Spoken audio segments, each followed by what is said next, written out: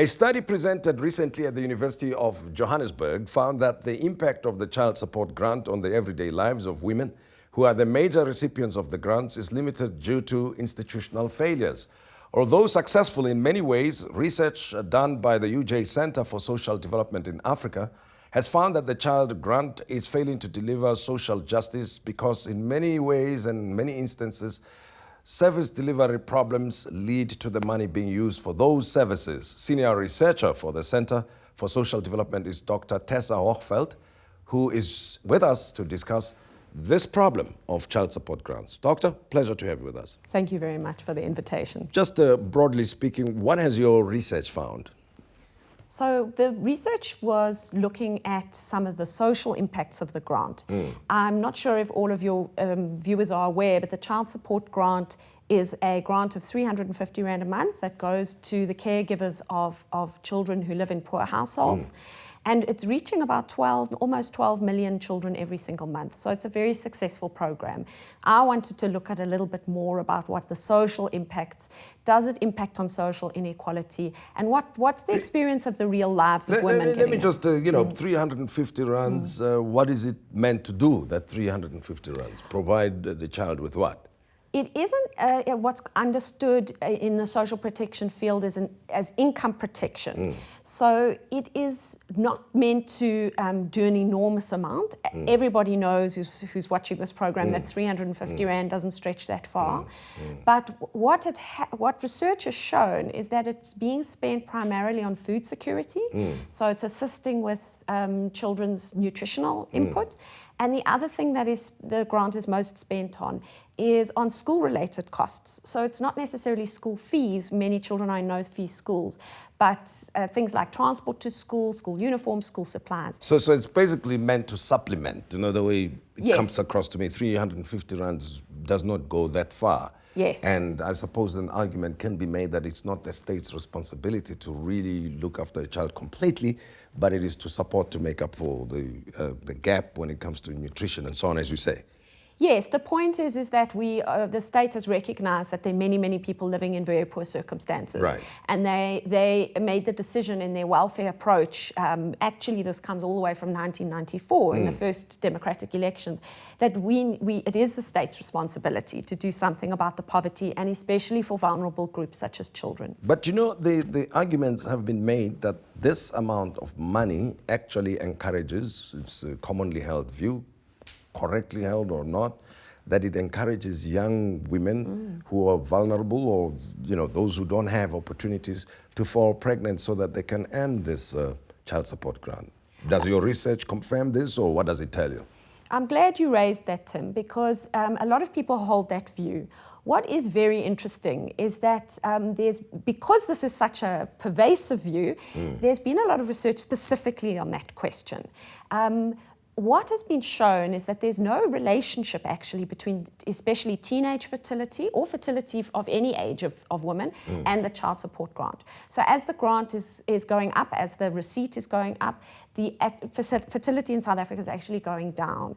So it doesn't cause teenagers to have children. Yes. What I think does happen though is when a teenager falls pregnant, she then goes to claim the grant, which is her right, and in fact it's something we should encourage because it does support the nutritional needs of children. But is it everybody who qualifies for the child support grant? Anyone who's got a child must apply for it, or how does it work? So the grant goes to any primary caregiver of a child. It doesn't have to be a biological parent. Yeah. Mostly, the vast majority, 98%, are women who claim the grant, but it could be a man. And most are biological mothers or grandmothers. Well, what I mean is, irrespective of their income levels, is it anyone? No. So the income has to be below what's called a means test. Yeah. So you have to earn a certain amount of money, below a certain amount of money. So it is for poor children. Okay. But because children in South Africa live mostly in poorer households, we've got about 60% of our children in this country. But here's another argument, and I want to go back to the original point that led to this interview and the fact that the money is being spent on something else. But let's deal with the debates and arguments around it.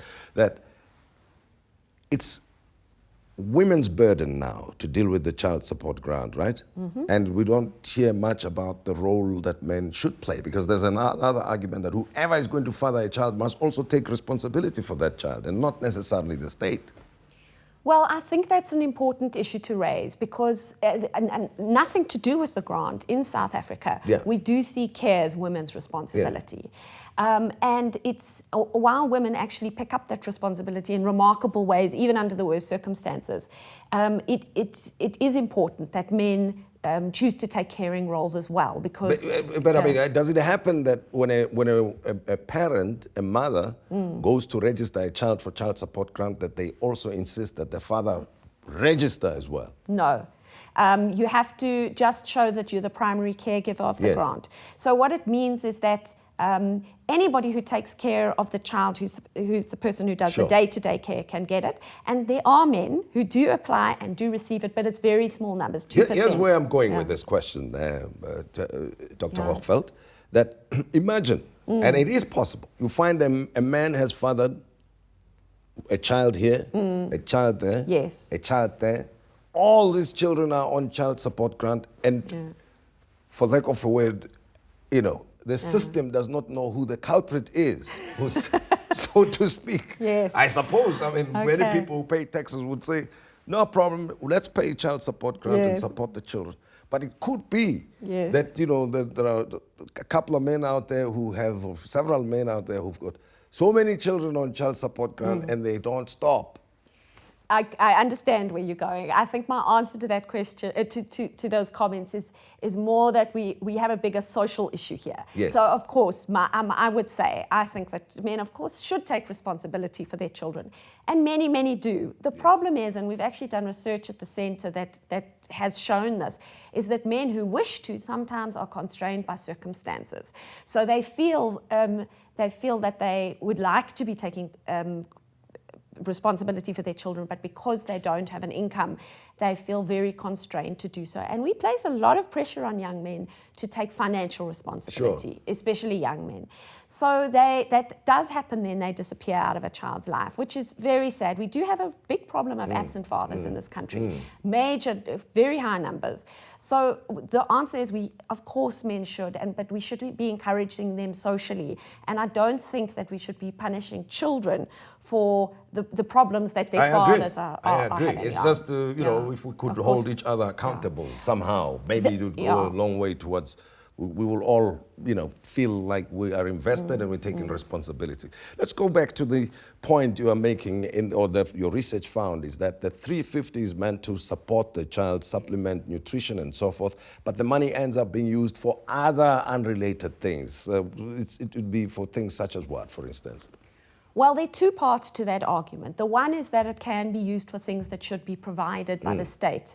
And one of the examples is that, and this comes from the research when I did interviews with caregivers, if a child is going to a school that is a fee-paying school, but they themselves are poor, and they have passed the means test to receive a child support grant, they should be able then to access the fee exemption that all schools by law need to offer. But what happens sometimes is that the schools are under pressure to raise fees from their parents, and then they don't give a full fee exemption, or they make the parent pay a certain amount, which then the child support grant is going to be paying for school fees that actually the state should be giving for a child who does have needs. Or, for example, healthcare, to pay for transport to get to healthcare, or medicines because a clinic doesn't have the medicines that are necessary.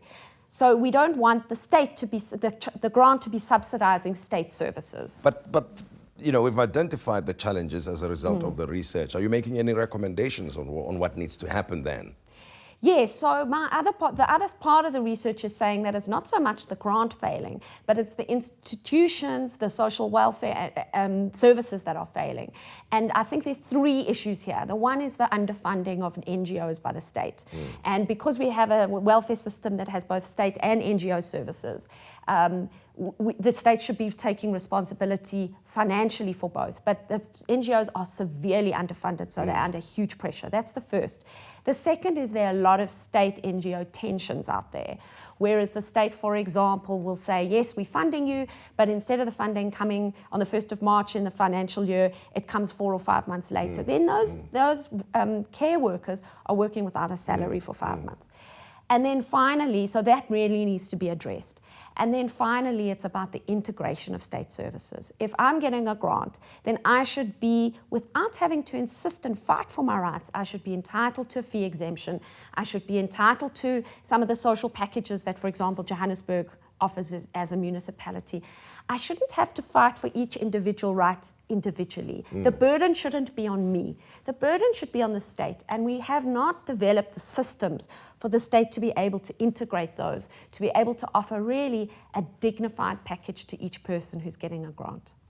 Tessa Hochfeld, thank you very much for talking to us, and much appreciated. And of course, this is something that as members of society we should pay attention to and lobby members of parliament, councillors, and make everybody aware that there are parts of our communities that are distressed due to limited funding that they receive from the state, especially the child support grants. They can only go so far. I mean, 350, the fact that somebody has to survive on it for a whole month is actually a stretch of sorts, and to have even additional burdens placed on those people. So we appreciate the work that you've done. Thank you for having me. And of course, you can share your thoughts with us and participate in the discussion on this via Twitter @TimModise.